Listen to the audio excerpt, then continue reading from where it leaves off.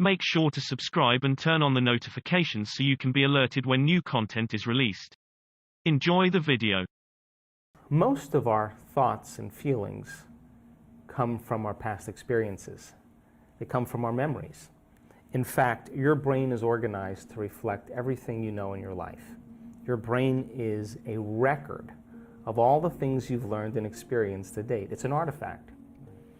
And when you have an experience, when you're in the midst of an experience, all of your five senses plug you into the external environment. And as your brain is processing all of this vital sensory data, all of that information rushes back to the brain. And when it reaches the brain, it causes jungles of neurons to organize themselves into networks, to string into patterns, to reflect their interaction with their external environment. The moment those neurons organize into patterns, the brain makes a chemical, and that chemical is called a feeling or an emotion. And so experiences tend to create more long-term memories because it patterns or stamps or embosses networks of neurons into very specific patterns, and then the emotional quotient helps us to remember the event.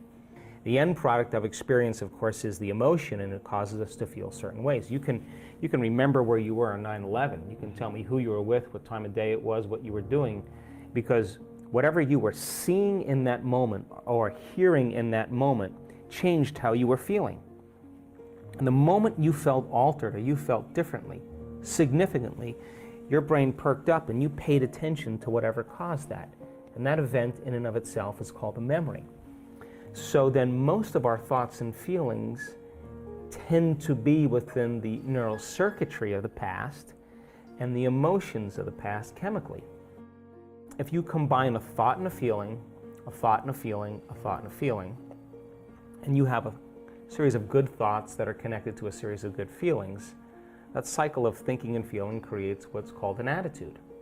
If you have a series of negative thoughts that are connected to some pretty bad feelings, you'll say, I have a pretty bad attitude today. So if how you think and how you feel creates a state of being, then attitudes are just shortened states of being. You can feel good in the morning, you can feel bad in the afternoon. If you take an attitude, an attitude, an attitude, and you begin to string attitudes together, when you combine an attitude, an attitude, an attitude, you start to form what's called beliefs. Now, a belief is just a thought you keep thinking over and over again until you hardwire it in your brain. And because beliefs are based on past experiences, then the very boundaries of our beliefs are how we feel. And so when our beliefs get challenged, it typically doesn't feel right. I think there's a strong intellectual division going on in the world right now, because some people are holding on to old paradigms and old beliefs.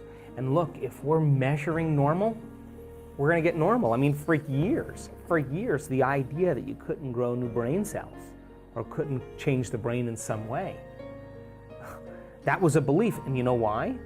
Because the scientist that was doing the experiment was studying rodents in an unchanging environment. How could there ever be any new connections or new circuitry or new brain cells if there's no new experiences? So I think in the age of information, in the age of technology, ignorance is a choice. And people are beginning to go, hey, I don't need my doctor to tell me about this. I can get on the internet and read it. Hey, I'm going to read a book on quantum physics, and I'm going to ask the mysterious questions. I'm going to step outside of convention myself.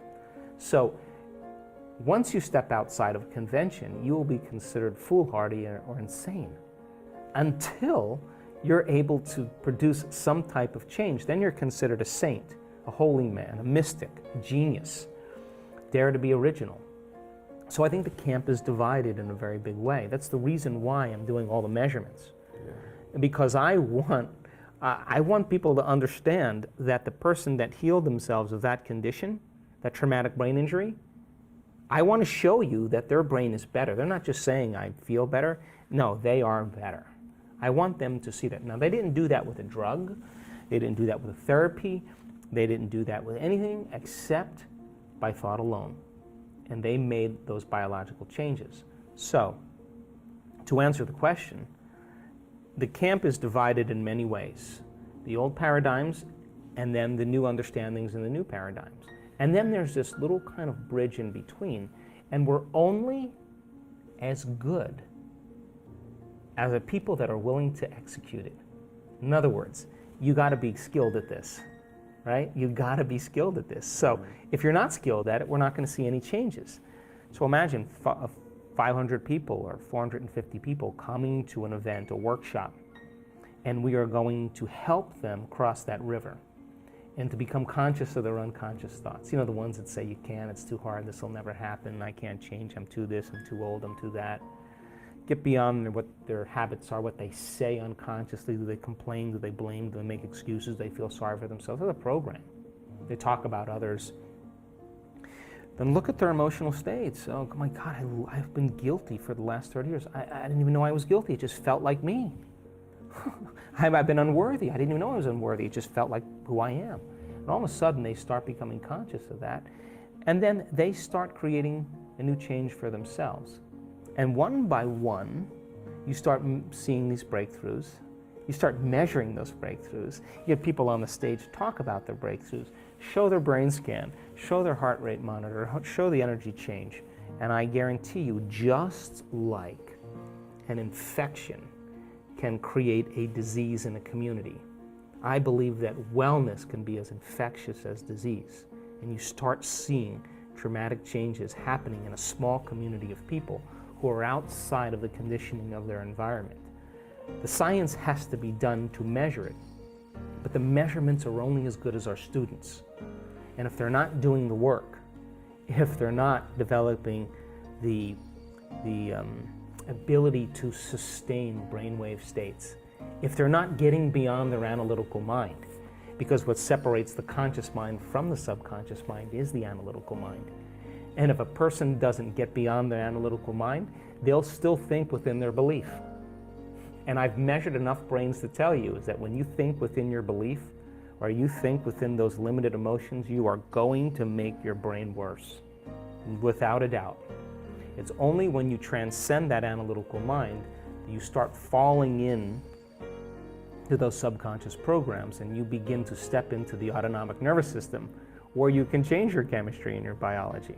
So then if our students aren't good at doing that, then it's still a philosophical concept, pie in the sky principles. But what we want to do is we want to give people the knowledge, the information, and blend the sciences of possibility, whether it's quantum physics or neuroplasticity or neuroendocrinology or epigenetics or whatever it is, hormonal changes, psychoneuroimmunology. We want to give them the information and have them reason it. We want them to be able to turn to someone next to them and explain what they just learned so they wire it in there. We want to give them the instruction and have them review the instruction, and then we want to put them into the experience. Not everybody is going to have the experience, but all we need is a few. And if that person or a series of people have that experience, that transformation, and we measure that transformation, that's more information to teach transformation the next time, because I can understand what took place. So our work is only as good as our students' ability to regulate and change those states.